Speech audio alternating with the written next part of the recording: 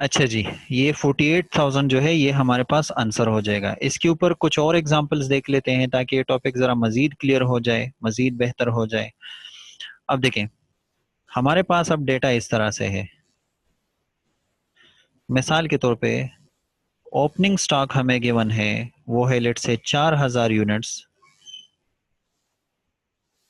Closing stock हमें given है, वो मिसाल के तौर पे लेट से है 6,000 यूनिट्स। ठीक है। उसके बाद मार्जिनल कॉस्टिंग का प्रॉफिट गिवन है, वो एज्यूमिंग है 70,000। फिर एब्जॉर्प्शन कॉस्टिंग का प्रॉफिट जो है वो भी गिवन है, वो मिसाल के तौर पे लेट से है एज्यूमिंग 130,000। आपसे पूछा गया कि आप क्या कैलकुलेट करें, ओ ए आर कैलकुलेट करें, ओ ए आर कैलकुलेट करें।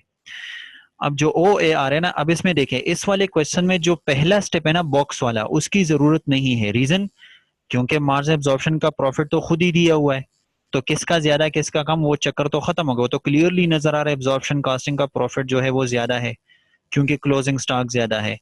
तो अब इसमें डायरेक्ट स्टेप नंबर 2 लगेगा, क्योंकि स्टेप नंबर 2 के अंदर हमने ओ आर कैलकुलेट करना है। ठीक है। और स्टेप नंबर 2 क्या है, उसका फार्मूला ये है, डिफरेंस बिटवीन प्रॉफिट्स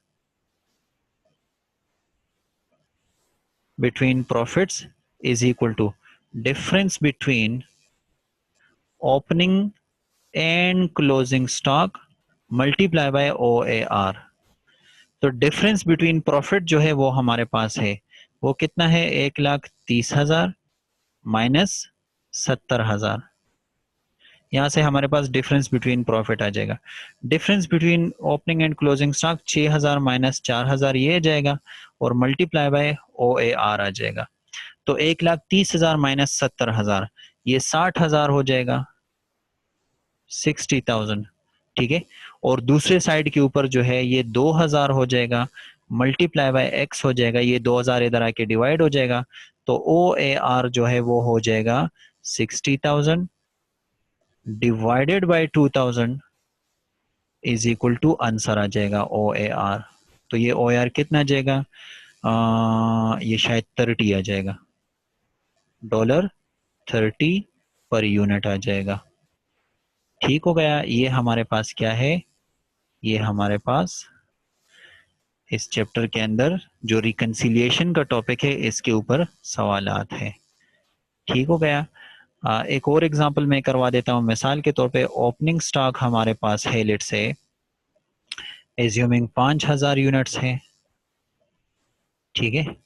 उसके बाद लिखा है कि क्लोजिंग स्टॉक या इन्वेंट्री लेवल, इस तरह मैं लिख देता हूं, inventory level, inventory level is to be reduced, to be reduced by 1,000 units.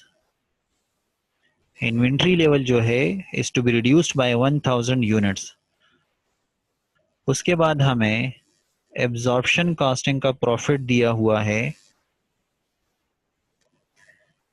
Absorption costing का प्रॉफिट दिया हुआ है, और वो मिसाल के तौर पे लेट से है, एब्जॉर्प्शन कॉस्टिंग का जो प्रॉफिट है वो मिसाल के तौर पे लेट से है एज्यूमिंग लेट से वो कोई 25,000 है। ठीक है। और जो ओ ए आर है वो लेट से $5 है, लेकिन ये $5 पर मशीन आर है। ठीक है।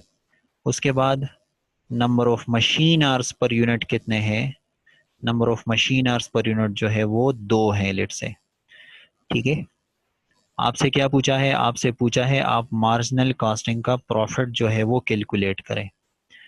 आंसर, सबसे पहला स्टेप ओपनिंग क्लोजिंग, ओपनिंग के नीचे एम और क्लोजिंग के नीचे ए, ओपनिंग के नीचे एम लिख दिया, क्लोजिंग के नीचे ए लिख दिया। ठीक है। ओपनिंग और क्लोजिंग। ओपनिंग स्टॉक 5,000 है, क्वेश्चन में कहा है कि inventory level is to be reduced, इसका मतलब है कि क्लोजिंग स्टॉक कम होना चाहिए। जब क्लोजिंग स्टॉक कम होगा तो फिर वो साइन नीचे भी आ जाएगा, मार्जिनल का प्रॉफिट ज्यादा होगा। कितना ज्यादा होगा, डिफरेंस बिटवीन प्रॉफिट फाइंड कर लेंगे। उसका फार्मूला है डिफरेंस बिटवीन प्रॉफिट्स का फार्मूला है difference between opening and closing stock. Question में कहा है कि ओपनिंग स्टॉक 5000 है and inventory level is to be reduced by 1000 units. Means कि क्लोजिंग स्टॉक कितना होना चाहिए? क्लोजिंग स्टॉक 4000 होना चाहिए। इन्वेंट्री लेवल हम 1000 कम कर देंगे, तो इसका मतलब है कि क्लोजिंग स्टॉक कितना होना चाहिए? वो 4000 होना चाहिए। ठीक है, तो डिफरेंस कितना आ जाएगा ओपनिंग और क्लोजिंग में? 1000 यूनिट्स का डिफरेंस आ जाएगा, multiply by O A R per unit से मल्टीप्लाई होगा। लेकिन क्वेश्चन में O A R per machine hour दिया हुआ है, O A R per machine hour दिया हुआ है। अब हमने ये पढ़ा हुआ है कि अगर ओ A R per machine are हो और उसको पर यूनिट में कन्वर्ट करना हो तो फिर क्या किया जाएगा? उसको number of machine hours per unit से मल्टीप्लाई किया जाएगा। और क्वेश्चन में number of machine hours per unit given है,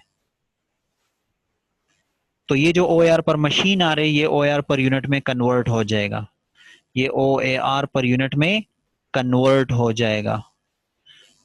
ठीक है जी, तो यहां से 10 आ जाएगा, 10 मल्टीप्लाई बाय 1000।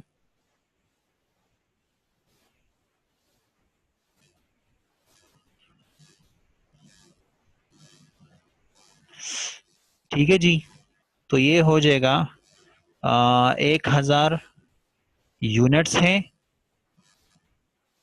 5 ज़रब 2 10 ज़रब 1000, तो ये 10,000 आ जाएगा। तो प्रॉफिट्स के बीच में कितना डिफरेंस होगा? वो 10,000 होगा। अब हमने कौन सा फाइंड करना है? मार्जिनल कॉस्टिंग का प्रॉफिट फाइंड करना है। ऊपर बॉक्स से देखें, मार्जिनल कॉस्टिंग का प्रॉफिट ज्यादा होना चाहिए एब्जॉर्प्शन से। इसका मतलब ये है कि हम एब्जॉर्प्शन कॉस्टिंग के प्रॉफिट में ये जो डिफरेंस है ना ये प्लस करेंगे 10,000। तो मार्जिनल कॉस्टिंग का प्रॉफिट कितना हो जाएगा? वो 35,000 हो जाएगा। कितना हो जाएगा? 35,000 हो जाएगा। ये रहा हमारे पास मार्जिनल एब्जॉर्प्शन कॉस्टिंग का चैप्टर। इसमें दोनों तरीके मैंने बता दिए हैं, जो स्टेटमेंट का तरीका है, और जो रिकंसिलिएशन का तरीका है, वो दोनों तरीके हमने इसमें देख लिए हैं। इसके साथ ये जो चैप्टर है ये खत्म हो जाएगा, खत्म हुआ है। ठीक है जी।